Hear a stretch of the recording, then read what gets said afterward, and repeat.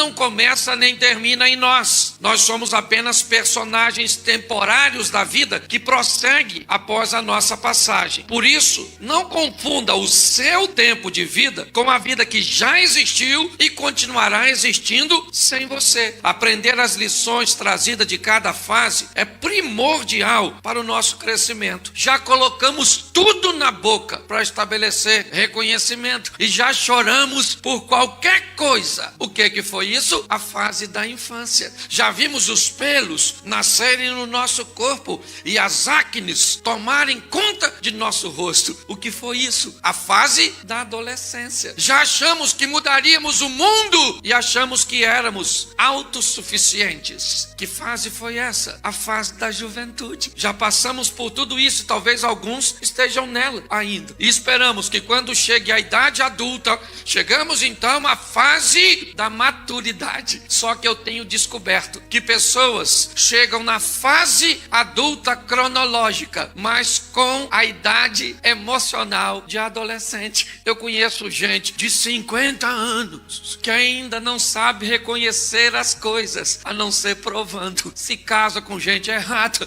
faz negócio com gente que não... Por quê? Porque não aprendeu com a maturidade e ainda sente a dor de ter que provar tudo para depois medir as consequências. É importante nós entendermos que quando nos tornamos maduros, descobrimos que há outras maneiras de fazer reconhecimento, e não apenas colocando na boca, ou seja, provando, que existem momentos que precisamos chorar e não somos super-homens. Somos seres humanos, a Bíblia diz que há tempo de sorrir, mas há tempo de chorar, há tempo de ganhar, mas há tempo de abraçar e há tempo de se afastar, há tempo de rasgar e há tempo de... Então por que é que nós não queremos o tempo que a Bíblia diz que tem que fazer parte de nossa vida? Entendeu? Por exemplo, tempo de ganhar. Tem gente que só quer ganhar. Pois é, que não dá, certo? Nós precisamos entender que quando a maturidade vem, certo? Nós vamos descobrir que tem época que nós vamos chorar e pronto, ponto final. Quando for o dia de chorar, meu filho, não queira rir porque você não é doido. Chore, chore, chore,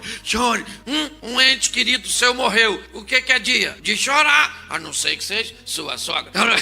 Aí não dá para chorar. Mas também não pode fazer festa. Tem que manter-se para não ofender o ente querido da serpente. Então, olhe bem. Com a maturidade, nós vamos descobrir que os pelos que nasceram no nosso corpo vão ficar brancos e muitos deles vão cair. Com a maturidade, vamos descobrir que as acnes darão lugar às rugas trazidas pela idade. Vamos entender que não vamos mudar o mundo num contexto geral, mas podemos mudar o nosso mundo, a nossa casa, a nossa família. Vamos descobrir com a maturidade que não somos dependentes nem independentes, que somos interdependentes. Dependemos das pessoas e as pessoas dependem de nós. Hoje muitas pessoas sofrem muito quando vão lidar com as suas fases difíceis. E eu preciso autorresponsabilizar você e a mim também, porque grande parte do sofrimento que eu vejo pessoas enfrentarem, na verdade são reverberações de suas próprias ações, entendeu? São coisas que as pessoas plantaram e agora estão colhendo, mas na hora da colheita, o seu ego tem muita dificuldade de dizer para ela que ela é culpada dos fatos. Então, o culpado é o governo, o culpado é o marido, o culpado é o fulano, é o pastor, é o Satanás. Vamos culpar alguém que não seja nós, porque eu já estou sofrendo. Botar a culpa em mim vai agregar mais sofrimento ainda. Então arruma um culpado. Mas eu preciso te dar uma notícia ruim, porque não vim aqui falar só coisa boa com você. O maior inimigo que você tem nessa vida é aquele que aparece para você toda manhã, quando você vai escovar seu dente, naquele espelhinho do banheiro, que você olha, quem tá lá? Chifrudo, com tridente na mão. Quem tá lá? Quem tá lá? Você. Olhando para quem? Para você. Para começar mais um dia onde o diabo tirou folga, que você sozinho é capaz de fazer sua vida ser um inferno. A grande verdade é essa. Somos os causadores da maioria dos nossos problemas. Quem é que cria crise no meu casamento? Você? Quem é que cria? Eu e a outra pessoa que parece no espelho. Tudo bem que a culpa é mais dela do que a minha. Não vou botar a culpa só em mim. Eu não sou louco. Mas eu preciso inspirar você. Primeiro a entender, porque nós temos uma cultura religiosa muito esquisita. Se tá dando tudo certo, eu tô ganhando dinheiro, eu tô com saúde, tudo maneiro. Por quê? Porque eu tô obedecendo e fazendo tudo certo. E se as coisas estiverem dando ruim? Aí eu quero saber por quê. O que tá dando errado, Senhor? Onde é que tá o culpado? Então quer dizer que todas as fases de crise são resultados de nossas falhas, de nossos erros? Cuidado com esse sistema, porque isso pode causar muito sofrimento em quem está obedecendo, mas vivendo o tempo de perder, tendo que viver o seu momento de crise. Eu já falei isso aqui, mas eu quero ler para você um texto. E se você puder abrir sua Bíblia, aí acompanhar e marcar, só para você não esquecer, mesmo que não sirva para você mostrar para os outros. Profeta Daniel, capítulo 2, verso 32. Eu quero te mostrar 2 textos, aliás 3, que vai elucidar isso para você. Profeta Daniel, capítulo 2, verso 32. Posso ouvir um amém de quem achou? Posso ouvir uma misericórdia de quem está procurando? Isso, profeta Daniel. Pra você não esquecer. 2:32. 2:32. Se com esse tempo que eu te dei para você caçar o Daniel, tu não achou, você precisa se converter. Ler a Bíblia. Esse dia eu falei assim: abra sua Bíblia no livro de Abraão, capítulo 2, verso 17. O pessoal procurou e de repente uma mulher olhou para mim e falou: mas não tem. Eu falei: a senhora procurou direito? Ela falou: procurei, o senhor está errado. E eu falei: tô mesmo, dona, eu esqueci que não tem Abraão. Aí ela me olhou, eu falei: a senhora não sabia que não tinha não? Ela falou: eu não. Eu falei: então desculpa, né, minha senhora, vamos mudar aí, vamos botar outro livro que tenha na Bíblia da senhora, né? E ela achou que o jumento era eu. Mas eu também não ia chamar a jumenta de jumenta na frente de todo mundo, eu não. Só estou falando agora que ela não está aqui, foi em outro lugar. O ruim é que isso vai para a internet. A jumenta vai descobrir que era ela e eu não vou voltar mais naquela igreja. É isso aí. Que texto é mesmo? Show de bola! Glória a Deus! O jumento ficou só lá onde eu fui. A cabeça daquela estátua era de ouro fino, seu peito e seus braços de prata, seu ventre e sua coxa de cobre, as pernas de ferro e os pés em parte de ferro e em parte de barro. Agora você pode ir para o verso 38. E onde quer que habitem os filhos dos homens, na tua mão entregou os animais do campo, as aves do céu, e fez que reinasse sobre todos eles. Tu és a cabeça de ouro. Daniel está falando com Nabucodonosor. Depois de ti se levantará outro reino inferior ao teu, e um terceiro reino de bronze, o qual dominará toda a terra. E um quarto reino será forte como ferro, pois como ferro esmiuça e quebra tudo, como ferro quebra todas as coisas, assim ele esmiuçará e fará em pedaços. Preste atenção aqui, que eu só estou mostrando esse texto para mostrar o que Deus está falando com Nabucodonosor. O maior império que já dominou o mundo foi o Império Babilônico. Quando Daniel vai dar o discernimento, a interpretação do sonho, Deus está dizendo para Nabucodonosor: o seu reino representa a cabeça de ouro, o reino mais rico e poderoso que já dominou o mundo inteiro, mas depois de você vem um reino inferior ao seu. Na verdade, a fusão dos medos persas, Assuero, Ciro, Dário, como queiram, representa o peito e os braços de prata. Mas depois virá um outro reino inferior, o reino de bronze, a Grécia, os gregos, os helenistas, a sabedoria de Arquimedes e de tantos outros sábios que deixaram um legado para a humanidade. Mas depois de vocês, ou depois dos gregos, virá também os romanos, o ferro. O que Deus está dizendo para Nabucodonosor: você não começou essa história e nem vai terminá-la. Você apenas é um personagem que faz parte dela. Todos nós estamos aqui de passagem, a grande verdade é essa.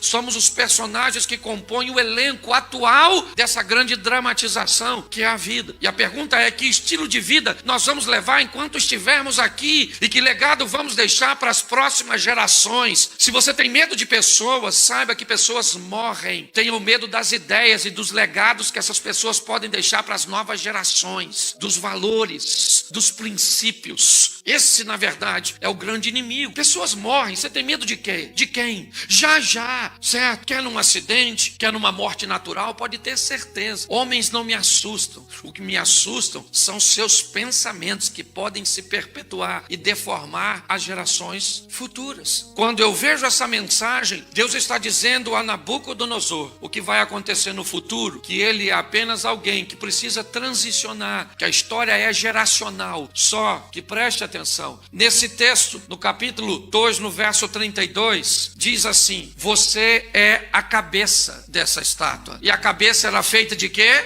A cabeça era feita de quê? Me ajuda. E os peitos e os braços de? E o ventre de? E a perna de? Preste atenção. Capítulo 3 de Daniel, verso 1, eu queria que você lesse na tradução que você tiver. É importante você entender isso. Faz parte daquilo que eu estou querendo transmitir. Leia para mim o capítulo 3, o verso 1. Vamos lá. O rei Nabucodonosor fez o quê? Fez o quê? O que era de ouro? A estátua inteira? Sim ou não? Sim ou não? Deus disse que o que era de ouro na estátua? E Nabucodonosor fez uma estátua toda. Deus disse para ele: você é a cabeça, e depois de você vem prata, vem bronze e vem ferro. Logo em seguida ele faz uma estátua toda de... O que ele está dizendo para Deus? Não tem prata, não tem bronze e não tem ferro. Olhe bem, Deus está dizendo para ele: camarada, viva seu tempo. Aprenda com as lições que a sua vida te traz. Aprenda a passar por essa terra e viver a proposta bíblica. Vida em abundância. Sofrimento é pontual. No mundo tereis, mas Jesus disse: eu vim para que tenham vida e a tenham em... O sofrimento é pontual, a vida é abundante. Sofrimento, repita comigo, preciso que você entenda isso. Sofrimento é o quê? E vida. Hoje tem gente vivendo vida pontual, sofrimento abundante, entendeu? Vira essa tomada, troca o polo, entende? Sofrimento é pontual. Eu sei que é estranho, a mente da gente é muito esquisita. Por exemplo, às vezes você vem naquele escudo que a gente fala mesmo: você vai vencer, em Cristo você é mais do que vencer. Isso, você vai vencer, você vai vencer. Aí você sai do culto, mas você sai flutuando.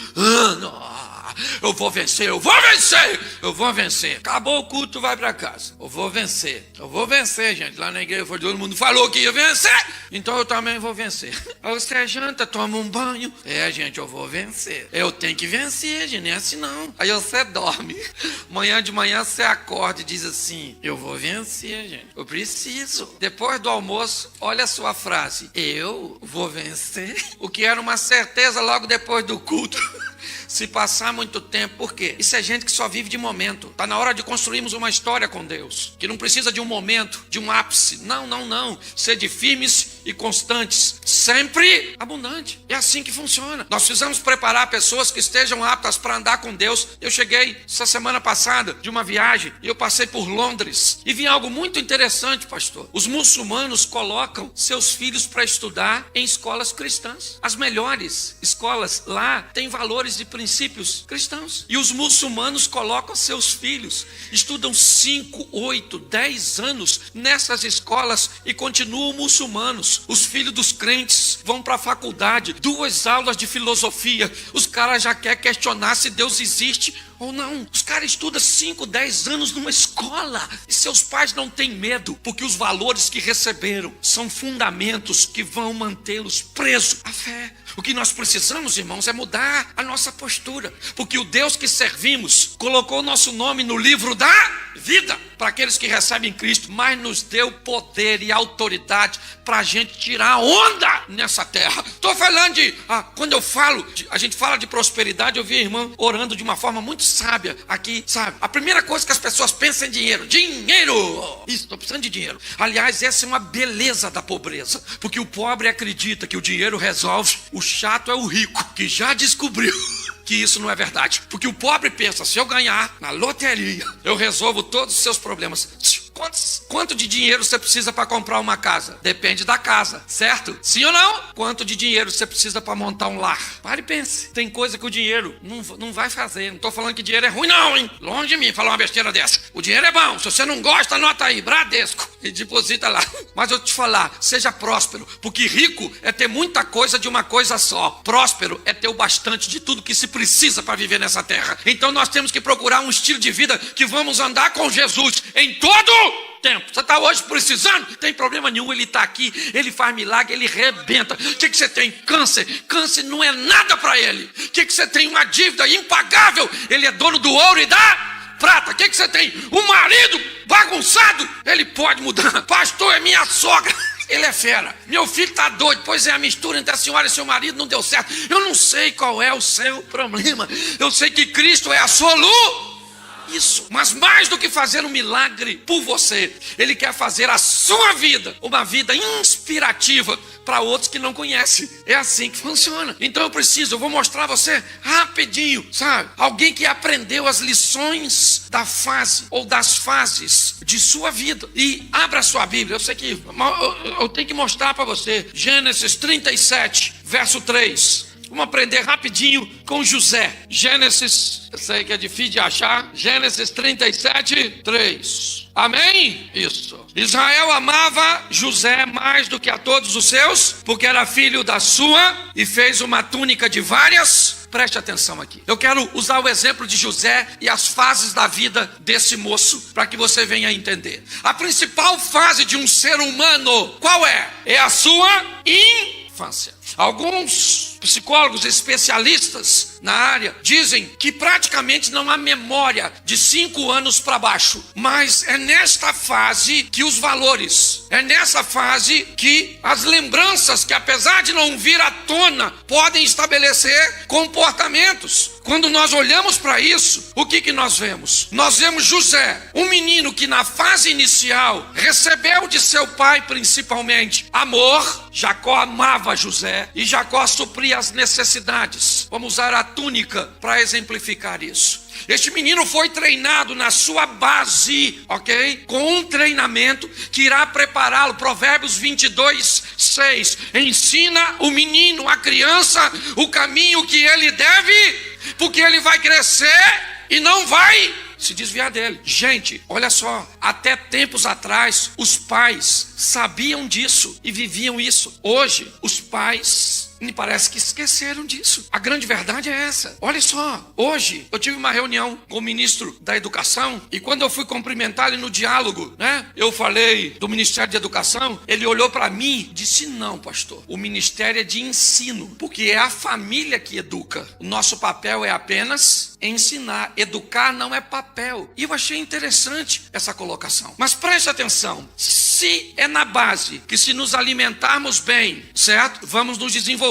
Sim ou não? Se é na base, se formos tratados bem, amor, respeito, carinho, esses valores, vamos estabelecer cidadãos fortes. Não é tão difícil de entender porque que há um sistema tentando deformar a base. Sim, tiramos o homem de casa, tá bom, para trazer o sustento. Isso não foi suficiente. A maioria dos animais ou do reino animal, nunca os dois se afastam de sua cria e delegam a criação de seus filhos para outros, como faz o ser humano. Sempre quando um dos pais não estão por perto, os filhos estão sendo guardados pelo outro. Hoje, quando olhamos essa geração, não é difícil saber onde elas vão. Por quê? Porque primeiro a maioria delas não reconhece paternidade. Cadê as pessoas que deveriam ser para elas referência? Pastor, por que você está usando isso? Que eu quero transportar isso agora para a vida espiritual. Pois é uma analogia nisso. Porque temos tantos crentes fracos, tantas pessoas que têm dificuldade de sobreviver aos tempos de crise, aos tempos de perda, aos tempos de escassez. A Bíblia diz que quando alguém se converte, acontece o que com ele? Ele nasce de novo. E se ele nascer de novo, e está havendo uma analogia com o nascimento do ventre na história de Jesus, conversando com Nicodemo no capítulo 3 de João, o que nós vamos entender? Que se pessoas nascem em fé e não nascem num ambiente sadio, preparado, capacitado para ensinar essas pessoas, é fácil entender que a fé delas não vai conseguir sobreviver a muitas coisas. Por isso temos pessoas tão tristes, sabe? Quando o profeta diz: ainda que a figueira não floresça, ainda que o produto da oliveira minta, ainda que não haja gado no curral, ainda que não haja disso, todavia eu me alegrarei e me exultarei no Senhor. O que esse homem está dizendo? Ele está dizendo: eu estou preparado para viver todos os momentos, mas essa preparação vem de base. Eu quero que vocês entendam que treinar pessoas, fazer com que pessoas, principalmente que estão chegando agora na fé, fazer com que o alicerce dessas pessoas sejam fortalecidos para que elas entendam que o ambiente de milagre é extraordinário e sensacional, mas muito mais do que isso, existe uma vida para se viver ao lado de Deus, e esse é o grande desafio. Quando olhamos para José, vemos sua base, e a base foi tão interessante que o texto diz que os filhos de Bila e os filhos de Zilpa, mulheres de seus pais, ou de seu pai, certo? Que são seus irmãos mais velhos, têm comportamentos ruins. Quando eu fui olhar, José é o 13º filho de Jacó. O 14º é Benjamim e tem uma menina chamada Diná. Quando eu fui olhar, Bila teve 2 filhos e Zilpa teve 2 filhos. Raquel teve 2. São 13 filhos, e 2 são de Raquel, 2 de Bila e 2 de Zilpa, sobraram 7, 7, 6, 13. Os 7 filhos são filhos de Lia, ou de Leia, e o texto não me diz que Rúben, Simeão, Levi, essa turminha, que são filhos de Leia, tem mau comportamento. O texto diz que o comportamento ruim era dos filhos de Bila e o de Zilpa. O que isso me mostra? Que esse rapaz vai viver perto de gente ruim, sim ou não? Mas vai viver perto de gente boa. E quem escolhe que comportamento vai replicar é ele, segundo sua base. Deixa eu falar uma coisa pra você. Nós temos a fase de viver perto de gente ruim e perto de gente boa. Você sabe, tem gente ruim no seu trabalho, tem ou não tem? Tem ou não tem? Mas tem gente boa. Tem gente ruim na sua família, mas tem gente boa. Tem gente ruim na sua vizinhança, mas também tem gente boa. Tem gente ruim na igreja? Tem gente ruim na igreja. Tem gente boa na igreja, e gente boa é muito maior o número do que gente ruim. Tem gente que é tão ruim, mas tão ruim na igreja, tão ruim, que eu acho que o Satanás não devia aceitar, porque eu já desqualifiquei gente para entrar no inferno. Falei, Senhor, nem pro inferno serve, isso é ruim demais. Dá para desintegrar? Não vai para lugar nenhum, para não estragar a vida de ninguém. Nossa, pastor, o senhor é pastor, não pode falar isso. Eu posso, ruim, dane-se, eu vou embora agora mesmo. Não estou falando de você, a não ser que você seja tão ruim, mas provavelmente você não é. Mas se está te ferindo, pode ser que você seja. Volte aqui para mim, olha só, vai ter gente ruim em tudo quanto é. Isso, afasta. Pastor, por que tem tanta gente ruim? Esse dia uma menina falou comigo, pastor, eu tenho o dedo podre para escolher homem. Eu falei, menina, fecha a mão. Você está rindo, mas assunto é sério. Nós temos que sobreviver. Tem gente na igreja que o pastor pede para orar, ele ora, levanta a mão. Uma pessoa dela não pode nem ir para o inferno. O fogo nem acabou, ela já está indo embora. É ou não é verdade? Presta atenção, tem gente boa e tem gente ruim em tudo quanto é lugar. Entenda, nós temos que sobreviver a essas coisas ruins, é ou não é? E não nos decepcionarmos e continuar vivendo com gente. Pare de se decepcionar com as pessoas que te feriram, que te machucaram. Oh meu Deus, nunca mais. Esse dia uma mulher falou comigo, nunca mais, pastor, quero saber de homem. Homem é tudo igual. Eu falei, você é rodada, hein? Ela falou, por quê? Eu falei, você conhece todos os homens. Aí ela falou, não era isso que eu quis dizer. E eu falei, e eu também não queria dizer isso.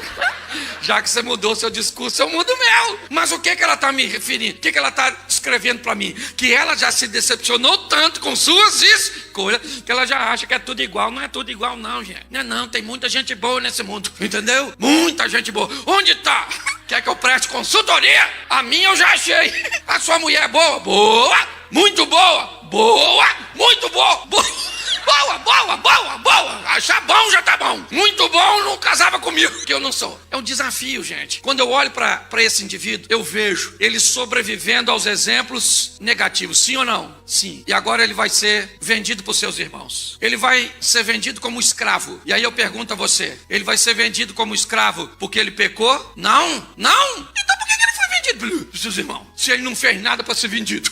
Por que ele foi vendido pelos irmãos, se ele não fez nada para ser vendido? Pelo mesmo motivo que você está sofrendo hoje e não fez nada para estar sofrendo hoje. Que esse sofrimento que você está vivendo hoje e não é causado por você, é apenas uma fase da sua vida que você tem que aprender e viver com dignidade. Porque Deus vai falar com pessoas através da sua dor. Deus vai mostrar quem Ele é na vida de um fiel. É assim que funciona. Ele vai ser vendido pelos seus irmãos. E alguns deles tinham um comportamento muito ruim e não foram vendidos. Mas ele foi, porque foi a fase de José. Que fase era essa? A fase de sair de perto de sua família, de perto de seus irmãos. Por quê? Por que ele foi o único que saiu? Porque ele ia viver coisas que ninguém viveu. Para de perguntar por que você está sofrendo. Para de perguntar por que você está enfrentando o que você está enfrentando.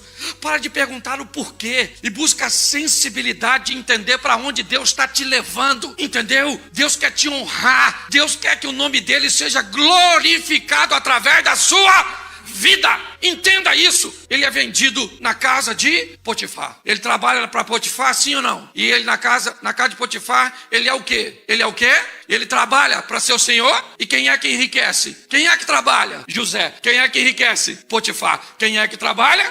Quem é que enriquece? E quem é que trabalha? E quem é que enriquece? O que é isso, pastor? Isso é o tempo que José vai aprender a conviver com a bênção dos outros. Deus pode te tirar daí. Pronto. Ah, pastor, para ele me tirar daqui, eu preciso de quê? Primeiro, descobrir onde você está. Segundo, descobrir o que te levou para esse ambiente. Mas tem um versículo nesse texto que para mim faz toda a diferença.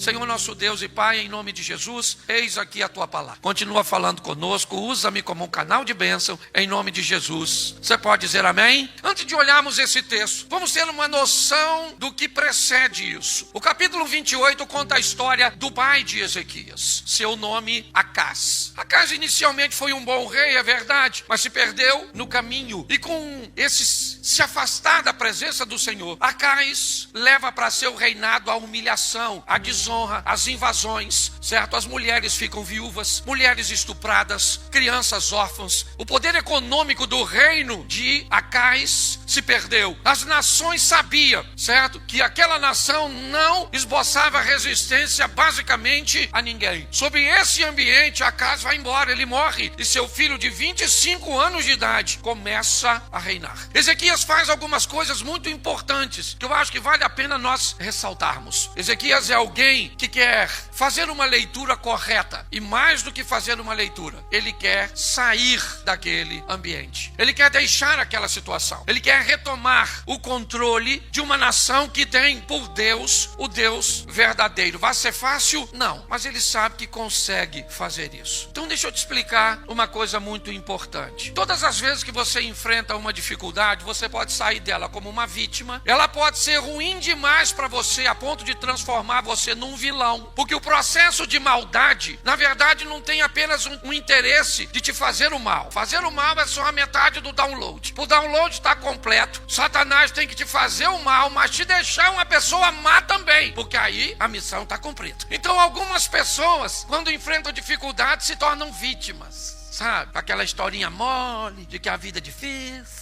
Sabe, porque eu sofro por causa do meu pai, por causa disso, por causa daquilo. A culpa sempre tem que estar em alguém. O segundo, ele fica tão ferido que ele se torna uma pessoa má, ruim. E você tem a terceira pessoa, aquela que resolve vencer. Mas pastor, aprenda uma coisa. Todo lugar que tem gente muito boa, pode contar que tem alguém que vai se perder, por escolha. E todo lugar que pode ter gente muito ruim ao seu redor, pode ter certeza, tem alguém que vai vencer. Então, as companhias e o ambiente pode afetar, pode, mas a decisão é sua. É você que decide. A vida é dura para quem é mole. E qualquer desculpa que você dê pro seu fracasso, ele continua sendo fracasso. Então o pai desse cara, numa linguagem minha aqui, popular, era um Zé Ruela. Você tá entendendo? Um camarada que pensa num cara que fez besteira, mas ele morreu. Um garoto de 25 anos de idade assume o governo. Olha só, um governo que não tem dinheiro, um governo que não tem exército, um governo que as emoções estão embaixo. Pensa num troço ruim. É o que o Ezequias vai pegar. Mas presta atenção o que ele faz. A primeira coisa que Ezequias faz é descobrir onde ele está. É olhar o seu momento, o seu presente com uma visão realista. Por pior que seja, é a sua situação atual. Ele faz uma leitura. Onde nós estamos? Eu não sei se você reparou, mas o texto que li, olha o que ele diz a partir do verso 6. Nossos pais transgrediram, fizeram o que era mal aos olhos do Senhor nosso Deus, o deixaram, desviaram o rosto do tabernáculo do Senhor e lhe viraram as costas. Também fecharam as portas do alpendre, apagaram as lâmpadas, não queimaram incenso, nem ofereceram holocausto. Por isso veio a grande ira do Senhor sobre Judá e sobre Jerusalém.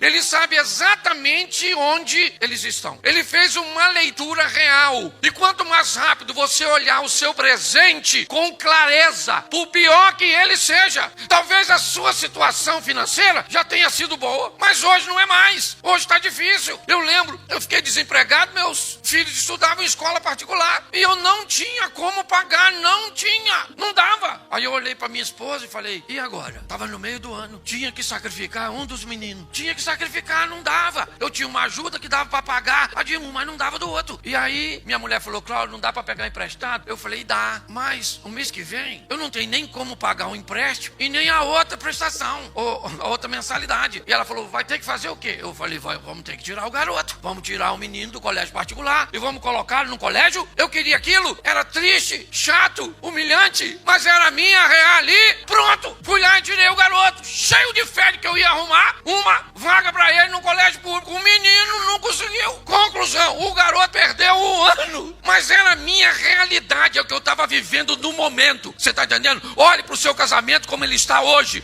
olhe para os seus filhos como eles estão hoje, olhe para a sua caminhada com Deus como ela está hoje. Eu não quero saber o que você já viveu com Deus, o que você sonha em viver. É importante que você tenha uma visão nítida do que está acontecendo com você hoje. Olhe com clareza, porque senão você não vai sair daí. Tá ruim, tá ruim. Pastor, meu casamento tá uma droga, então tá uma droga. Entendeu? O que você tem que fazer? Sair desse vício. Não é droga? Então você tem que fazer alguma coisa para esse troço melhorar. Entendeu? Sua situação financeira, sua vida com Deus, eu não sei. Eu sei que as pessoas têm medo de olhar a sua realidade, porque talvez vai encontrar com algo que não tá muito afim de ver. Então fica negligenciando. O Ezequias não. Ele olhou e falou, nós estamos, a chapa tá quente. Tá ruim, papai morreu e deixou esse pepino, essa batata quente. E eu sei exatamente onde nós estamos. Estamos onde? Debaixo da ira do Senhor. Pronto, o Senhor nos entregou essa perturbação que nós estamos vivendo. Então ele já sabe exatamente onde está. Você consegue olhar hoje com clareza onde está seu relacionamento com Deus? Sua realidade é o hoje, é o aqui, é o agora.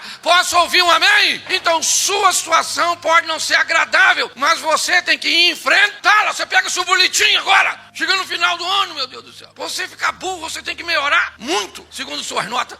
Aliás, o burro pode se sentir ofendido se comparado com você, mas é a sua realidade. Acabou o ano, ainda tem mais uma prova para fazer? Ainda dá, então o que você vai fazer? Orar. Não, você vai primeiro estudar, porque o Espírito Santo te ajudar, ele tem que ajudar você a lembrar. E para você lembrar, você tem que estudar, porque senão não adianta. Vai fazer a prova, Senhor, meu Deus e Pai, sou tua serva. O macumbeiro também está fazendo a prova e nem precisou matar a galinha, ele só estudou e ganhou de você que é crente.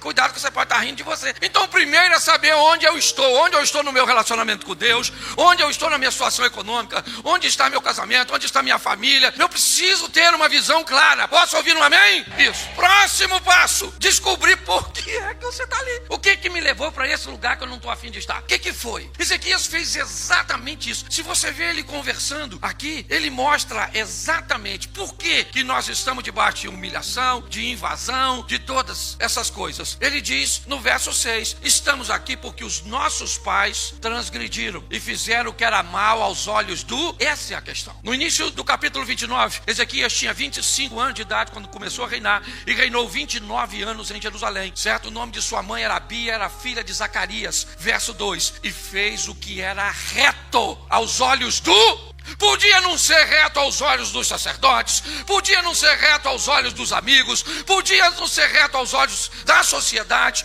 mas Ezequias sabia uma coisa: ele queria agradar alguém, e esse alguém era Deus. Quando você for fazer algo, a primeira coisa que você tem que saber é o que é aquilo que você vai fazer representa aos olhos, na visão, na perspectiva de quem? De Deus. Entrou uma roupa na moda, eu vou usar. Beleza, mas dá uma olhada. Esses dias eu fui conversar com a dona, eu acho que ela deixou a metade na igreja. A dona tava, eu fui conversar com ela, parecia filme com legenda, brother. Você não sabia para onde olhava, não é verdade? Se para imagem...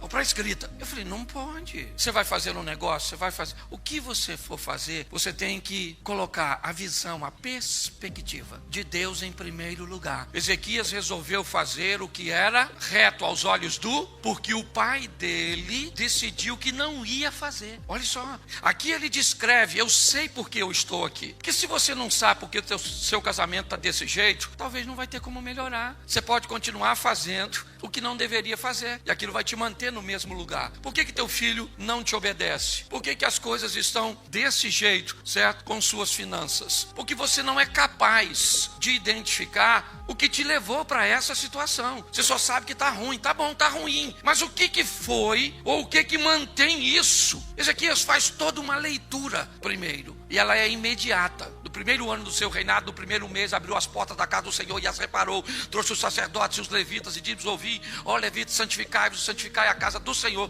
Deus de vossos pais, tirai do santuário toda a imundícia. Preste atenção, ele sabe exatamente o que está fazendo. Eu sei onde estou no ambiente de invasão, humilhação, escárnio, pronto. Eu sei porque eu estou aqui. Por que eu estou aqui? Porque os nossos pais fecharam as portas, apagaram as lâmpadas, não queimaram incenso, viraram as costas para o Senhor. Nossos pais resolveram fazer o que agradava os homens e esqueceu de fazer o que agradava a Deus. Ele está no caminho certo, é verdade. Mas ele precisa saber de mais uma coisa. Ele já sabe onde está. Ele sabe o que o levou para ali. Mas apesar disso ser muito importante, ele precisa descobrir algo poderoso. Como eu posso sair daqui? O que eu tenho que fazer para sair dessa situação? E mais do que sair, eu preciso levar o povo que está debaixo da minha responsabilidade. O que eu vou fazer para mudar esta situação? Para tirar minha família de onde está e levar para onde eu acredito que seja o melhor lugar. Para levar a minha situação econômica de onde está para uma outra situação. Para levar o meu relacionamento com Deus de onde está para onde eu acredito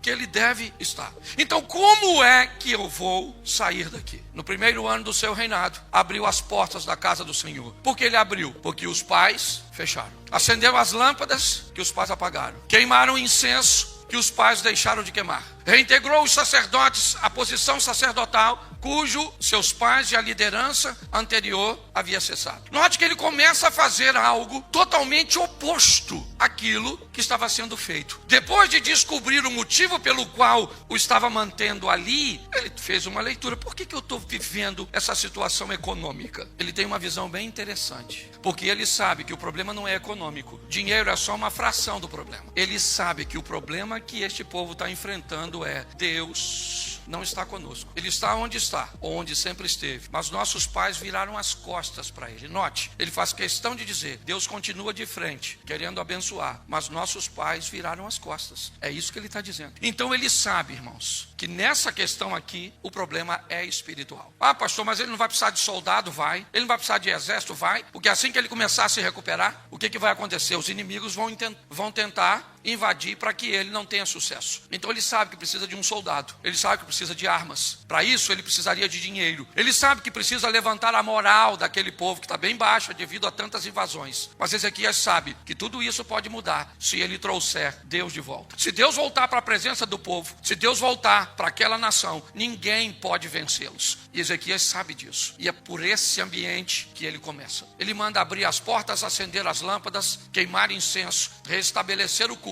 Por quê? Porque ele sabe que se Deus voltar, as coisas serão diferentes. Então, depois que tudo está montado, a estrutura está montada, o culto está restabelecido, estão queimando incenso, está tudo direitinho, certo? Ele pede oferta. E é interessante por quê? Porque se você observar o capítulo 28, na descrição de Acais, indica que o povo já não tinha mais o que levar. Acais pegou os bens dos príncipes e deu de presente ao rei da Síria para conseguir paz. Quando acabou os recursos, sabe o que ele fez? Entrou no templo do Senhor, certo? E pegou os pertences da casa do Senhor e ofereceu como presentes, que não adiantou nada. Mas isso aparentemente demonstra que o povo não tinha dinheiro. Mas quando Ezequias começa a mostrar para todo aquele povo que a presença de Deus poderia retirá-los de onde ele estava, porque eu não sei onde você está, eu só sei de uma coisa: Deus pode te tirar daí. Pronto. Ah, pastor, para ele me tirar daqui eu preciso de quê? Primeiro, descobrir onde você está. Segundo,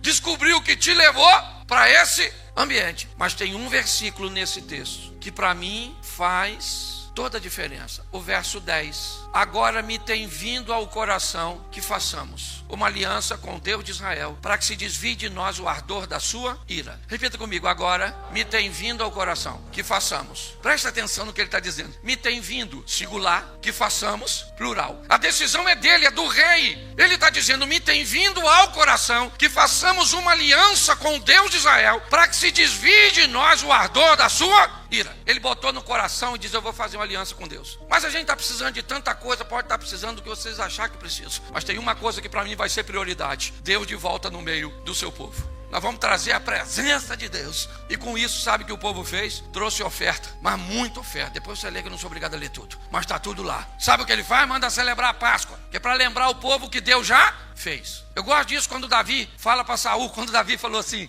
eu vou matar esse maluco, desse gigante aí. O pessoal falou, esse garoto não regula bem não, isso deve ser droga isso. Os meninos usar crack e ele ficar com a mente perturbada, quer encarar o gigante. Aí levaram o Davi pro Saul. O Saul falou, Davi, deixa eu falar uma coisa pra tu, menino, você não pode lutar contra esse cara, olha o tamanho dele, cara. Os quase matou a mãe dele quando nasceu. O cara é grande, não tem essa história. Você não pode enfrentar ele. Onde Davi mexeu? No passado. Que às vezes tem que olhar, você tem um carro, no carro você tem um para-brisa, sim ou não? Ele tá ali para você olhar para onde? Para frente. E você tem um retrovisor, ele é menorzinho. E ele serve para você olhar para isso. Você olha bastante para frente, mas de vez em quando tem que dar uma olhadinha, para lembrar do que Deus já fez. Porque se você lembrar o que Deus já fez por você, eu não sei por você, mas por mim, menino, eu vou te falar, eu nasci, mas pensa numa situação, eu descobri a duras penas que o pobre não troca de roupa, pastor. É a roupa que toca de pobre. Olha, eu morava numa casa, num ambiente tão apertado, a gente dormia 3 numa cama, que nós sonhávamos o mesmo sonho. Não tinha nem condição de sonhar mais de um sonho. Não cabia naquela cama. Pensa numa vida sofrida. Hoje eu olho para a minha vida, eu olho para o passado, às vezes eu reclamo, porque eu também entendi isso, sabe? Quando Davi está lá diante do gigante, ele olhou para onde? Pro passado. Foi isso que ele falou com Saul. Só posso falar uma coisa com você? Estava apacentando as ovelhas de papai uma vez, veio um leãozão assim, falou para pegar uma ovelha. Eu falei, ele não vai pegar não, maluco. Essa ovelha nem é minha, é de papai, mas ele não vai levar não. Aí Saul, sabe o que o leão fez? Pegou uma ovelha e saiu correndo com ela na boca. Gente, esse é o texto mais bizarro da Bíblia para mim, pastor. Constrói na sua mente um leão correndo na frente, com a ovelha na boca, e um garoto correndo atrás, com a tiradeira, um pedacinho de pau. E Davi falou, e aí eu peguei o leão, tomei a ovelha da boca do leão e matei o leão. Outra ocasião veio o urso. Falei, aí maluco, já não sou mais réu primário. Eu, na verdade, já tô com um homicídio aí nas costas. E para quem é difícil é matar o primeiro.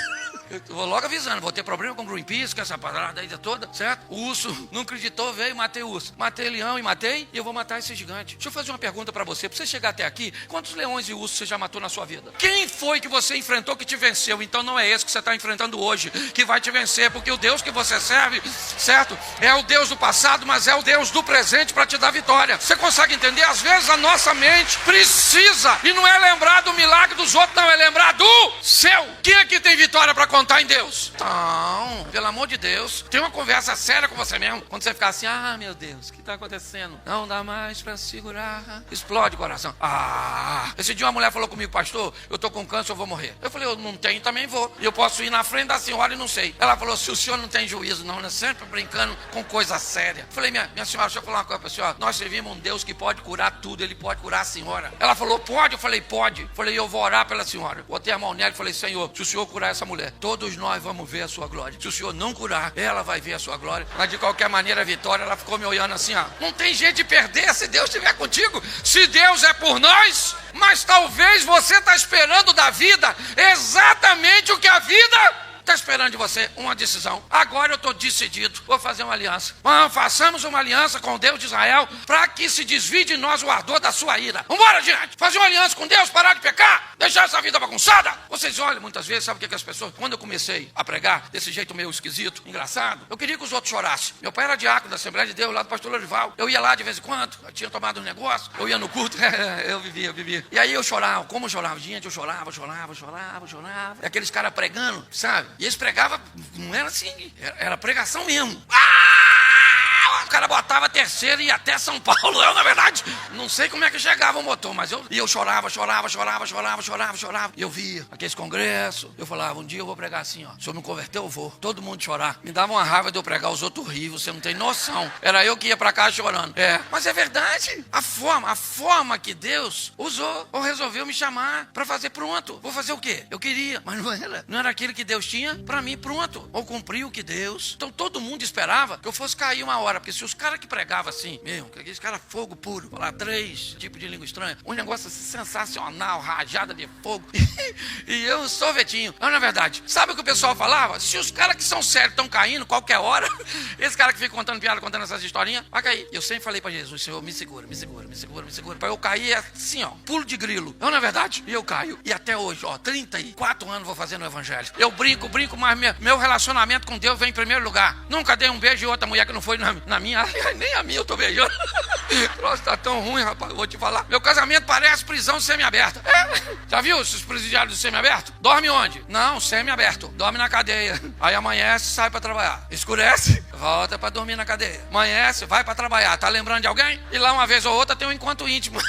É mais ou menos o que nós estamos. E pior, pegamos perpétua, na verdade, no semi-aberto. Mas volte aqui. Seriedade, compromisso com Deus. Ezequias sabe que ele precisa de muita coisa, mas tem algo que sobressai a tudo isso. E o que é? A presença de... Então ele trouxe Deus de volta. As nações vizinhas sabem? Não. Mas quem está lá dentro já sabe. O povo já está indo para a Páscoa. Está orando, certo? Está adorando. Está ofertando fidelidade. Todo mundo lá de dentro já sabe que Deus está presente. Ah, mas o pessoal lá de fora já vai saber. Eu gosto disso. Descobri onde eu estou. Não quero estar aqui. Então o que me trouxe para cá? Porque eu preciso parar de fazer. Descobri o que me trouxe para cá. Então tá certo. Agora o que vai me tirar daqui? Bom, é o oposto do que me trouxe para cá. Entendeu? O ônibus que leva você para Xerém é o mesmo que traz você de Xerém para cá. Entendeu? Deixa você aqui na Avenida Brasil. Olha só. Então, diga para quem tá do seu lado. Você só tá aí porque quer. É isso aí. Olha só. Agora, Ezequias fez tudo certinho. Sim ou não? Agora dá para colocar um versículo aqui para mim? 2 Crônicas, capítulo 32, o verso de número 20. Porém, o rei e o profeta, filho de Amós, oraram por causa e clamaram ao... Depois de tudo que Ezequias fez, todo mundo lá dentro já sabe que Deus está lá. Tá tudo tranquilo, mas o pessoal lá de fora não. Vem um tal de Senaqueribe, cerca, manda uma carta horrorosa, mas pensa numa carta abusada do Senaqueribe. Sabe o que ele falou com o povo? Ó, pessoal, a tradução minha. Não acredita no Ezequias não, hein? Porque meu pai ganhou do pai dele, ó. Ou seja, eu tô acostumado a ganhar e ele tá acostumado a perder. Então eu vou logo avisando. É melhor vocês se renderem, porque eu vou entrar aí e vai dar ruim. Sabe por quê? Porque ele falou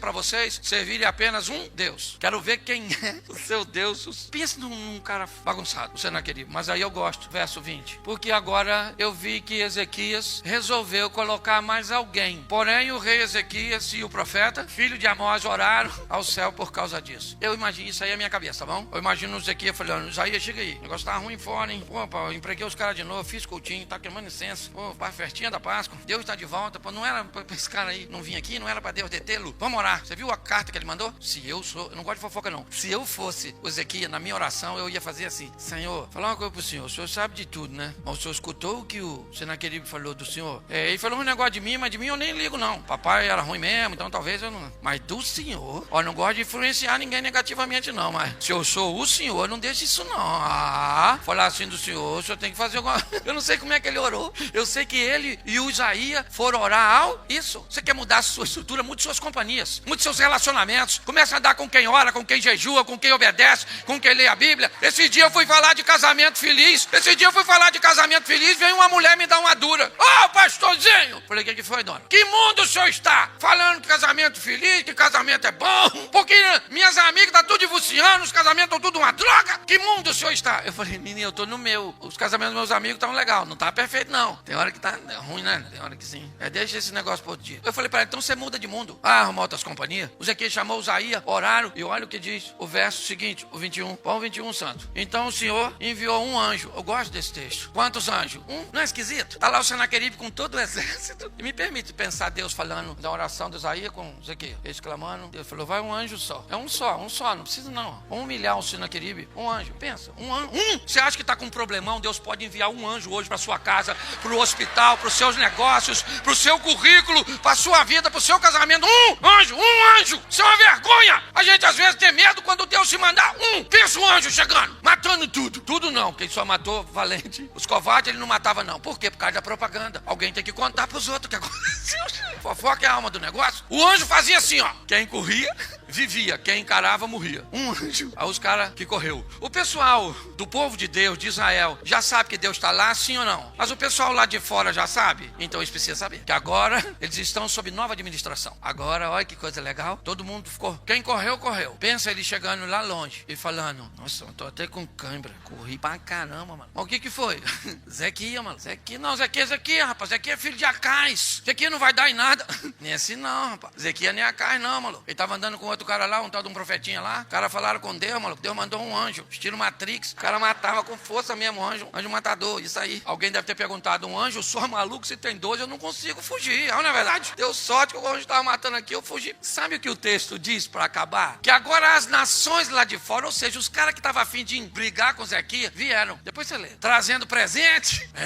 Coisas preciosíssimas. Sabe pra quem? Pra Deus. E também trouxe os presentinhos aqui. Mas eu imagino aquele pessoal chegando: Zequias, falei com o Sinaqueribe, não se mete com Zequias. Zequias é menino bom, garoto novo, mas cheio de Deus. Zequias, que ninguém tá querendo brigar com você não, que todo mundo é amigo, aperta a mão. Isso. Eu trouxe umas coisas assim pro Deus, o chefe do anjo. E também trouxemos uns presentinhos pra você, porque você é assim com o chefe do anjo. Eu acho gente, eu morro de rir na Bíblia. Olha só, um garoto de 25 anos decidiu que ia sair, saiu. Decidiu que ia mudar e mudou. Porque o que você precisa viver não depende de Deus, depende de uma ação sua. Saia daqui hoje para viver o extraordinário. Amanhã, ou no culto que foi anunciado do milagre, você vai subir aqui para contar o teu. Você tá entendendo? A história que você viveu e pronto. É assim que funciona. Mas depende de quem? De você. Eu falo isso lá na igreja que eu pastorei. Depende de vocês. Não tá afim de viver milagres? Fica aí, escutando. Uma hora Jesus volta, vocês vão tudo pro céu. Mas eu tô afim só de ir pro céu, não. Eu tô afim de trazer o céu pra terra. Viver o incrível, extraordinário, sensacional. E isso depende de quem? Do Satanás. Não, depende de você.